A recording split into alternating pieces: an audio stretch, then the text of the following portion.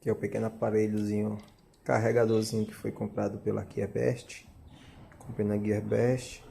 Tem duas saídas para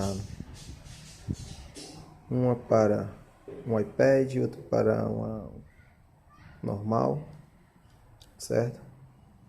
Ele tem, deixa eu focar aqui,